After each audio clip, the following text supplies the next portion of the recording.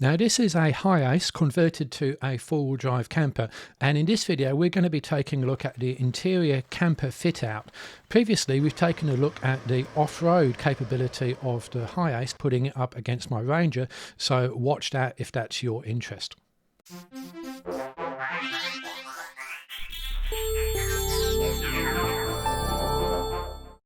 Okay, so here is the Hiace four-wheel drive converted camper, and here is owner Mark Allen to talk us through what modifications have been done to it and the concept behind it. So Mark, take us away. Thanks, Robert. Aside from the mechanics of converting the van to a four-wheel drive, the interior set out, I took a lot of time to design and think about. Most campervan and motorhome fit out mobs, they would offer me water tanks, an example of 70 or 80 litres, and to me that's just nowhere near enough. They'd offer me 100 or upgrade to a 200 amp hour lithium battery kit, and again, not enough. I've actually fitted two 60 litre wedge shaped water tanks here. They're joined and they get drawn via a 12 volt pump, and I can access that water via the flick mixer, hot and cold water up here, or at the back, our shower system. So at the back we've got hot and cold water. I can click on a shower cubicle for privacy if we need it. Battery wise, I've got 400 amp hours of battery. I've got a fixed solar panel on the roof plus an extra blanket on the ground. So we can survive off grid essentially indefinitely for power.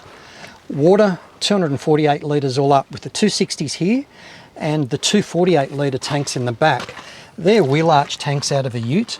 They're just simply gravity fed, which we'll get to in a minute. So that's that one over there, and yep, underneath there as well. Yep, so I've got essentially four separate tanks. Right. The inside, there's nothing really pretty about the inside. So it's four separate tanks, which is important because if one gets contaminated or damaged, yep, that's not all of your water gone. Yep, exactly. Yep. So I filter my water. I use a water filter to on my hose, a lay flat hose, to fill each tank up individually. Yep. These two are joined, so they're drawn down equally, whereas the two rear ones are drawn separately. So I make sure I'm doing them even so I don't end up with 48 litres on one side and 48 on the other. So the simplicity of my water system, the two are operated via a 12 volt pump. Those two tanks. The two rear tanks, they're actually wheel arch tanks out of a ute. They're individual. I just fill them up with a hose, and to get the water out of them, it's just gravity fed.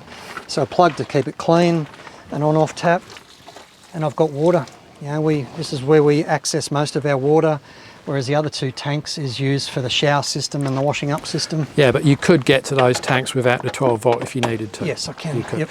I do like multiple water. The other thing is that you know, you can see here the water level is quite low, so if the car's facing downhill you're not going to be able to get to that. Correct. But with the ones in the front you probably could, because I know in my ute I'm facing downhill and it's low, I can't get to it. Yeah. So same goes with filling them up. If you're not level, you can't fill them up and properly. it's also good, it's a little bit translucent, so you can actually see the water level, and if you rock it, then it becomes a bit more apparent, which As I it like. goes down lower where you can't see through the tank, the water level can be seen on the clear beautiful. tube as yeah, well. I really like that idea. That's fantastic. Again, it's simple. Nothing really can go wrong with it. Yeah, no, that's great. Yeah, so power-wise, as I said, I've got 400 amps of lithium on the other side. And where's that? Is that hidden or? They're on the other side. You have to access them. Okay, let's from go the around the other side then.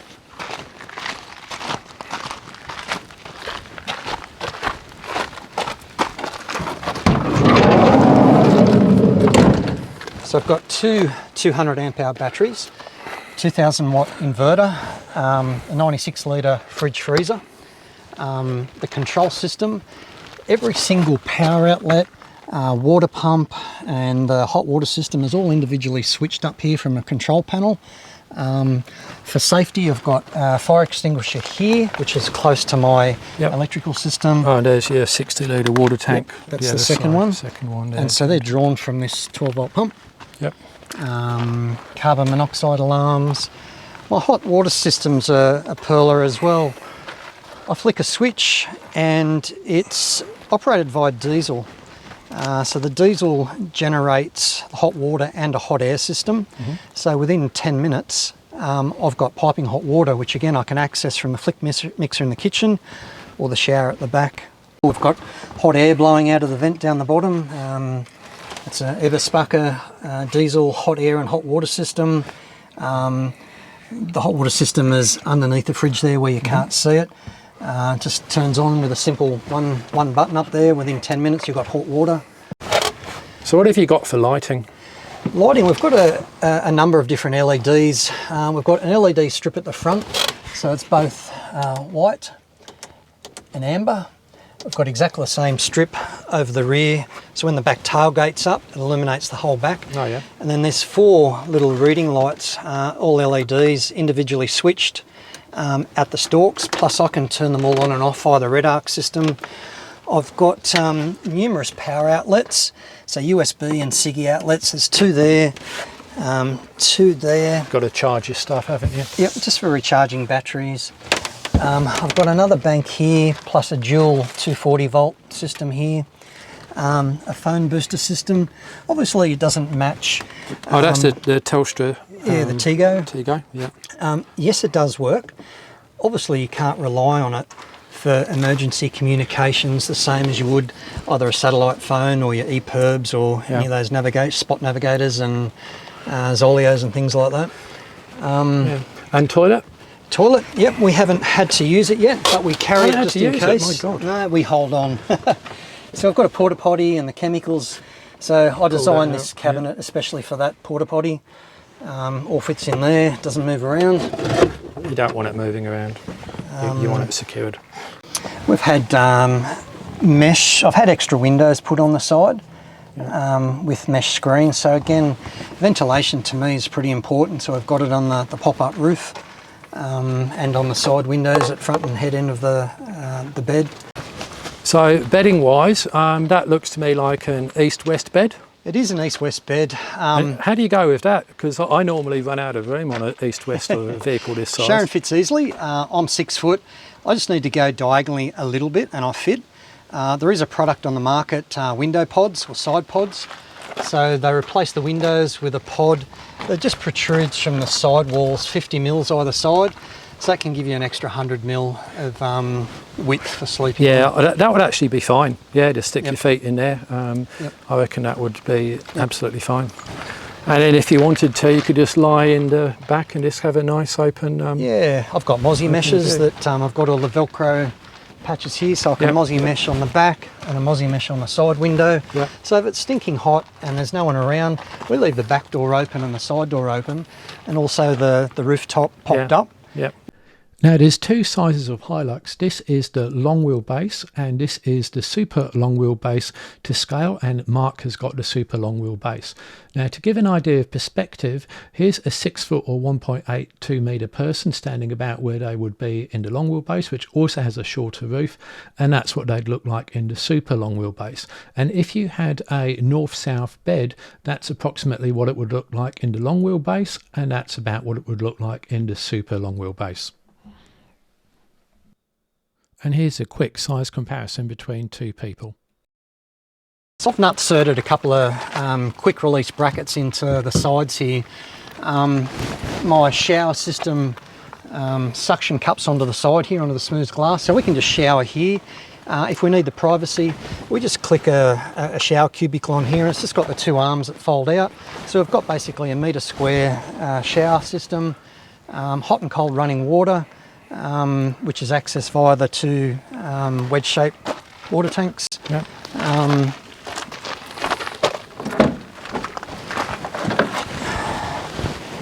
In the back, again, quite a simple system. The left-hand drawer is just all our food and pantry items. The right-hand drawer, I tend to carry, some say too much, but a lot of tools. So I've got a full socket set. I've got quite a comprehensive toolkit here. Bits and pieces of wire and gaffer tape and hockey straps and things.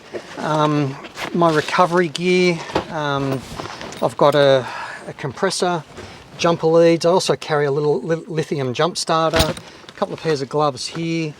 I carry an airbag. Space there. So how deep is that drawer? The depth of the jaw is approximately 1200. Okay. That's getting on for the same size as a ute then. But is, of yeah. course, yeah, Yep, more very space. similar. Yeah. Okay, and there's your shower point. Yeah, there. so Yep. I plug into my shower access. Oh, and you've here. built these for the Max Tracks, so there's two there. So I've got And a pair is of that- Max Rex here. That's just a little levelling block for my jack if I Yep. have to jack the vehicle up. And the other two Max Tracks. Another set of Max Tracks there. 4, that's good, man. Oh, and what's this, a table? So table can pull out within the cabin and I can sit in there on my laptop and type away, or I can use it out here to get gear out of my drawers and put on the table, or I pull it right out and I set it up usually under our awning or down by the lake or wherever we want. It's a good multi-use system. Pull the table out for me so we can see the table going the other end. So if I need to work inside on my laptop, I sit here and I can type away. There's no legs needed. It comes all the way out. So I can take that outside, set it up, and we sit outside under the awning or wherever we want. Okay, So fantastic. it's able to be used in 3 different situations. Yeah. On my design, I designed it on a 3D CAD system. Again, just all kitchenware, knives and forks and plates and cups, washing up equipment. Our main kitchen pantry is here, kitchen bench here. So we pull up on the side of the road. So that's off-road systems one, ORS. It is ORS, yep. One of the best. I always thought it was a bit of a gimpy thing, What's a gimpy thing? gimmicky thing. Oh, gimmicky. This thing here, a pop-up 12-volt kettle. Yeah. Oh, yeah, I have, and mine's not 12 volt, but... That has been unbelievable. Sorry, it's not 12 volt, it's 240 volt. Okay. So I plug it into my 240 volt plug, I turn the inverter on, I can have 2 cups or 2 mugs of boiling water within a couple of minutes. I bet you my hiking stove would beat it. It probably would. I wish to have a race, but that's for another time, right? Yeah. So that's been invaluable. We use this. What's this? So again, one of my little design features, table space. So when the door's so closed, that comes up, right. this is usable inside the van with the side door closed. Okay. So yeah, just more table space in the So will the door not close when that's out? No, it will close. Okay. Yep, so I put this away. So why do you not have that permanently in place? It's only for when we're inside. If we're outside, I have the big table out Yeah, and this okay. table. But if it's raining or cold or windy and we want to do something inside, I can use that. And there's another one on the other side just to create a bit more table space. Okay.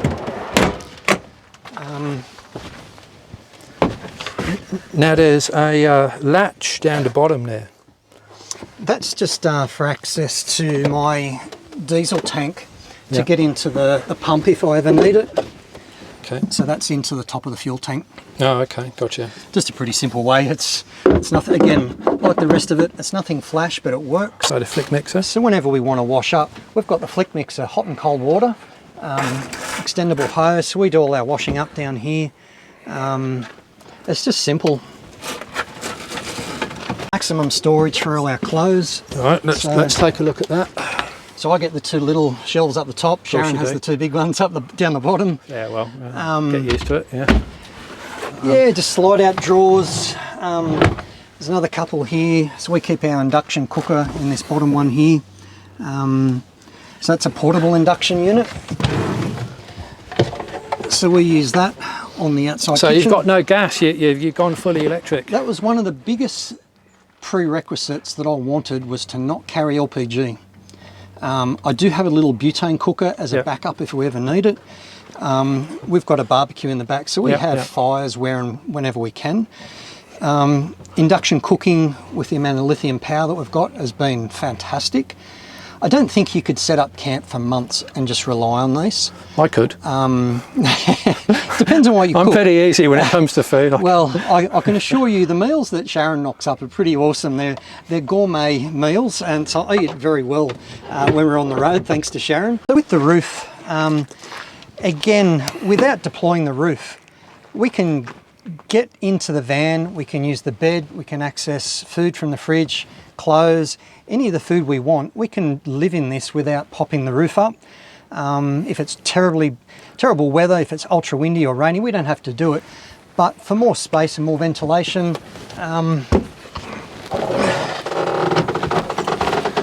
we've got the pop-up roof. There's meshed ventilation on 3 sides. As much as possible, we pop it up. It's quick and easy. Gives me plenty of headspace. I can stand up there and... And you're what, 6'2", 6'3" in your boots? I'm 6 on the dot, so okay. I need it to stand up. Sharon doesn't need it, so she figured that if Do you want to just put it down and let's just see how much headroom you've got? Yep. So if you're 6 on the dot, which is also my height, I know my boots and you've got similar, probably add an inch to that. So let's just see how much headroom you got. Okay. So roof down. Oh, I can't stand up straight, but I can get in and use the bed. Yeah, so you can certainly get in, use the bed, do stuff. It's not like you need to be on your hands and knees. Yeah. And if you were wearing even, and then, okay, that works pretty well. Yeah. Yep. But again, I just wanted plain, simple timber in here. Not that we purposely traipse mud and dirt in here, but it does get dirty. Yeah. We've got a broom. We just sweep it out every day. You know, if it was carpeted or, you know, all the flash leather interiors that other companies offered us, it just wasn't for us. Yeah.